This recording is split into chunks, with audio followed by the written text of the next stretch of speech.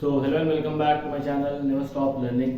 तो आइए आज हम लोग बात करते हैं वापस से झारखंड पॉलिटेक्निक के बारे में। जैसा कि आप लोगों को पता है कि 30 तारीख को एग्ज़ाम होने वाला है। तो आई होप आज 25 तारीख हो चुका है। तो आपका जो है 4 से 5 दिन, पाँचवें दिन आपका एग्ज़ाम होगा। तो ऑलरेडी मैंने कुछ वीडियोस बनाया है, तो आज फिर मैं एक जनरल फिजिक्स का वीडियो लेकर के आपके सामने आया हूँ। तो बेसिकली ये जनरल फिजिक्स का वीडियो है, उसमें हम लोग क्लास 10 के लगभग 2 चैप्टर्स को लिए हैं। एक तो मैग्नेटिक फील्ड, मैग्नेटिज्म, इलेक्ट्रिसिटी और एक ह्यूमन आई है। ठीक है, 3 चैप्टर्स को हम लोग यहाँ पे फॉलो कर रहे हैं। 30 मेन पॉइंट्स या फिर आप एमसीक्यूज कह सकते हो, जो इसके लिए बहुत ही ज़्यादा इंपॉर्टेंट है, उसको एक एक करके यहाँ पे देखते चले जाते हैं। सबसे पहले क्या है, no two magnetic field lines can intersect each other. Question आ सकता है कि why two magnetic field lines do not cross each other. 4 options रहेंगे आपके पास। तो इसका आंसर क्या होगा कि दो मैग्नेटिक फील्ड लाइंस कभी भी एक दूसरे को इंटरसेक्ट नहीं करते हैं, क्योंकि अगर वो एक दूसरे को इंटरसेक्ट करेंगे तो क्या हो जाएगा कि एक ही पॉइंट से 2 डायरेक्शन बनेगा मैग्नेटिक फील्ड का, जो कि पॉसिबल नहीं है। इसीलिए 2 मैग्नेटिक फील्ड लाइंस एक दूसरे को इंटरसेक्ट नहीं करते हैं। ठीक है, अगला क्या है, magnetic field lines are crowded in a region of strong magnetic field. Strong magnetic field के में क्या होता है कि जो स्ट्रॉन्ग मैग्नेटिक फील्ड होता है वहाँ पे मैग्नेटिक फील्ड लाइंस जो होता है वो बहुत ही ज़्यादा क्राउडेड होता है। ठीक है, तो उसको हम लोग क्या बोलते हैं, स्ट्रॉन्ग मैग्नेटिक फील्ड। और वीक में क्या होता है, जैसे दूर दूर पे रहेगा। ठीक है, तो इसको हम लोग क्या बोलेंगे, वीक मैग्नेटिक फील्ड। तो सेकंड क्वेश्चन जो है वो स्ट्रॉन्ग मैग्नेटिक फील्ड के ऊपर बेस्ड है, और थर्ड क्वेश्चन जो है वो है वीक मैग्नेटिक फील्ड पे। ठीक है, स्ट्रॉन्ग मैग्नेटिक फील्ड में क्या होगा, क्राउडेड होगा। वीक मैग्नेटिक फील्ड में क्या होगा, फार अपार्ट होगा। इस चीज को आपको ध्यान देना है। अगला देखिए, a soft iron rod placed in a solenoid. एक सोलेनॉइड है, अगर उसके अंदर आप एक सॉफ्ट आयरन रखते हैं, सपोज ये सोलेनॉइड के अंदर, ये सोलेनॉइड है, इसके अंदर आप सॉफ्ट आयरन को रखेंगे, तो ये जो आयरन है ना, ये आयरन रॉड, ये क्या कहलाएगा, इलेक्ट्रोमैग्नेट कहलाएगा। क्या कहलाएगा, इलेक्ट्रोमैग्नेट। अगला क्वेश्चन क्या है, ऐसा यूनिट ऑफ मैग्नेटिक फील्ड। ऐसा यूनिट ऑफ मैग्नेटिक फील्ड जो होता है वो टेस्ला होता है। टेस्ला जो कंपनी है वो मत समझिएगा, एक्चुअली ये टेस्ला क्या है, ऐसा यूनिट ऑफ क्या है, मैग्नेटिक फील्ड, जो कि एक साइंटिस्ट निकोलस टेस्ला थे, उसके नाम पे आया है। इलेक्ट्रिक मोटर का काम क्या है, इलेक्ट्रिक मोटर बेसिकली क्या करता है, इलेक्ट्रिकल एनर्जी को मैकेनिकल एनर्जी में कन्वर्ट करता है। तो अगेन ये क्वेश्चन आ सकता है कि electric motor converts electrical energy to mechanical energy, mechanical energy to electrical energy. तो आपको करेक्ट ऑप्शन क्या देना है, electrical energy to mechanical energy. ठीक है, अच्छा, in India frequency of AC, again ये दोबारा रिपीट कर रहा हूँ मैं ये क्वेश्चन। एसी का जो फ्रीक्वेंसी है इंडिया में वो कितना है, 50 हर्ट्ज है। तो ये आपको बिल्कुल पता होना चाहिए। अच्छा, एक और बहुत ही इंपॉर्टेंट चीज़ है कि AC is more dangerous than DC. हमेशा याद रखिएगा, एसी जो होता है वो always more dangerous than DC. DC से हमेशा वो ज़्यादा है, मतलब डेंजरस होता है, हार्मफुल कह सकते हो। Frequency of DC is 0। क्यों, जैसे आप कभी भी वेव बनाओगे अगर डीसी का, तो कैसा होता है, डायरेक्ट सीधा वेव होता है। तो इसका मतलब इसमें एक भी वेव तो बन नहीं रहा है, तो इसका मतलब फ्रीक्वेंसी जो है डीसी का वो क्या होता है, 0 होता है। क्या होता है, 0 होता है। ठीक है, तो आपको यही ध्यान देना है कि एसी का जो फ्रीक्वेंसी है इंडिया में वो 50 हर्ट्ज है, और डीसी का फ्रीक्वेंसी क्या होता है, 0 होता है। Now comes to the next, electric generator. Motor और जनरेटर में कंफ्यूज मत होइएगा। मोटर इलेक्ट्रिकल एनर्जी को मैकेनिकल एनर्जी में कन्वर्ट करेगा, जनरेटर मैकेनिकल को इलेक्ट्रिकल में कन्वर्ट करेगा। सेफ्टी डिवाइस क्या होता है, सेफ्टी डिवाइस बेसिकली 2 टाइप्स के होते हैं। एक तो जब आप कोई भी डिवाइस में फ्यूज लगाते हो तो वो एक सेफ्टी डिवाइस की तरह काम करता है, और दूसरा क्या होता है, अगर आप किसी डिवाइस या किसी सर्किट को अर्थिंग करते हो तो वो भी एक सेफ्टी डिवाइस के रूप में काम करता है। बेसिकली फ्यूज कब लगाया जाता है, क्यों लगाया जाता है, जब ओवरलोडिंग करंट होता है ना, तो उसको वो क्या करता है, प्रोटेक्ट करके रखता है, किसको, डिवाइस को।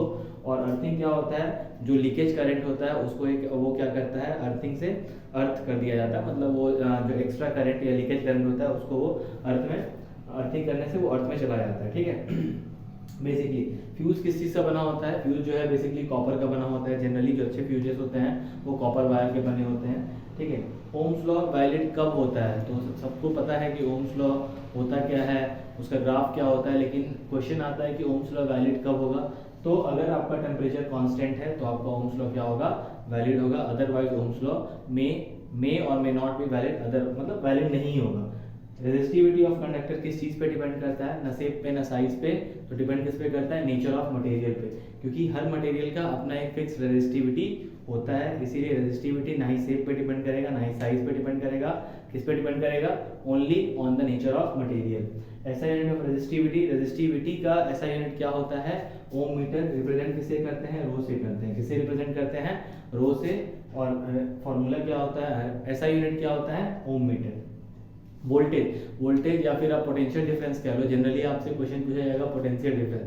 दो फॉर्मूला होता है, वर्क डन बाय चार्ज, है ना, या फिर आपसे ये भी आपके ऑप्शंस में ये फॉर्मूला होगा ही नहीं, ये फॉर्मूला दे देगा कि work done by current into time. तो आपको इसको, अब आप खोजोगे ये वाला फॉर्मूला, लेकिन ये आपको मिलेगा है नहीं, तो फिर आपको ये वाला फॉर्मूला ध्यान रखना होगा कि एक और इसका फॉर्मूला है, that is work done by current into time.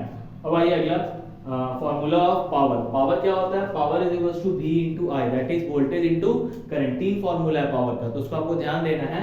तो फॉर्मूला जो होगा पावर का वो क्या होता है, V is equals to VI, और V को आप क्या लिख सकते हैं, IR लिख सकते हैं, तो I स्क्वायर R भी पावर का फॉर्मूला है, और उसके बाद V स्क्वायर बाई R भी पावर का फॉर्मूला है। तो हो सकता है आपके पास ये तीनों ऑप्शंस में डाल दे और एक ऐसा कुछ डाल दे कि जो पावर का फॉर्मूला ना हो, और आपसे क्वेश्चन ये आएगा कि इसमें से कौन सा फॉर्मूला पावर का नहीं है। तो आपको ध्यान रखना है कि ये भी पावर का फॉर्मूला है, ये भी पावर का फॉर्मूला है, ये भी पावर का फॉर्मूला है, तो एक और ऑप्शन जो होगा वो पावर का फॉर्मूला में नहीं होगा। तो आपको ये तीनों फॉर्मूला याद रखना पड़ेगा। Joule's law of heating, Joule's law of heating का फॉर्मूला क्या होता है, H is equals to I square RT, I is current, R is resistance and T is time. आइए minimum resistance using 1/5 ohm resistance. ठीक है, क्या होता है ना, जब आपको मिनिमम रेजिस्टेंस बनाने बोला जाए, चाहे वो 5 रेजिस्टेंस दिया हो, 4 रेजिस्टेंस दिया हो, तो आप सबसे पहले क्या करोगे, सबको पैरेलल में कन्वर्ट कर दो, मिनिमम रेजिस्टेंस निकल जाएगा। फॉर एग्जांपल यहाँ क्वेश्चन है 1/5 ओम का 5 रेजिस्टेंस लेना है और आपको मिनिमम रेजिस्टेंस बताना है कितना होगा, तो 1/5 को आप पैरेलली कनेक्ट करो तो आंसर आ जाएगा 1/25 ओम। ठीक है, अगला देखते हैं मैक्सिमम रेजिस्टेंस का। जब भी बात आएगा तो आप कितना ओम का भी रेजिस्टेंस दिया रहेगा उसको एक सीरीज में कन्वर्ट कर देना, तो आपका मैक्सिमम रेजिस्टेंस निकल जाएगा। फॉर एग्जांपल यहाँ क्वेश्चन दिया हुआ है 2 ओम का 4 रेजिस्टेंस लेना है और आपको बताना है कि मैक्सिमम रेजिस्टेंस कितना होगा, तो 2 + 2 + 2 + 2 मतलब 4 × 2 दैट मींस 8। ठीक है, ऐसा यूनिट ऑफ करंट, ये बहुत ही इंपॉर्टेंट है।